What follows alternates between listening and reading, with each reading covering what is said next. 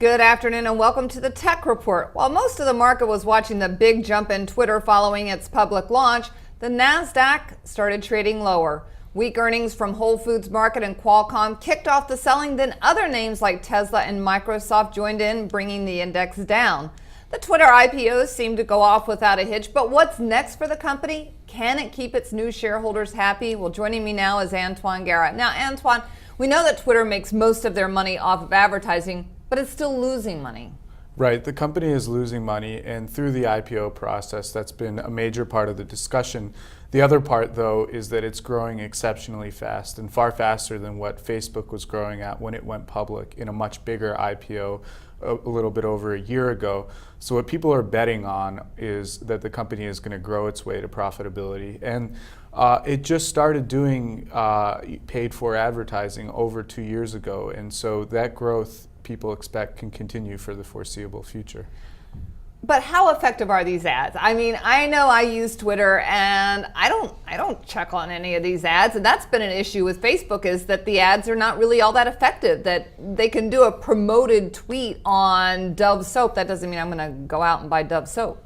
Well, there's a lot to prove for Twitter, Facebook, LinkedIn, anyone who's selling ads in all these new venues on the internet via their social networks. But one difference between Twitter and Facebook is that it's going public with the majority of its users on mobile devices already, and everyone sort of believes this is where the advertising market is eventually going to wind up because of the people's use of tablets and smartphones. And the other point is that when you look at the numbers of how much money Twitter earns from each of its ads, right now the lion's share is in the US, even though the vast majority of its users are from the rest of the world. And so a lot of people expect that earnings can be bolstered by a natural evening out of the US and the international advertising revenue. All right, what about the data mining? Because a lot of people are saying, well, the search that they can do and the data mining, knowing what their users are looking at, is worth a lot of money. But right now it's not very much.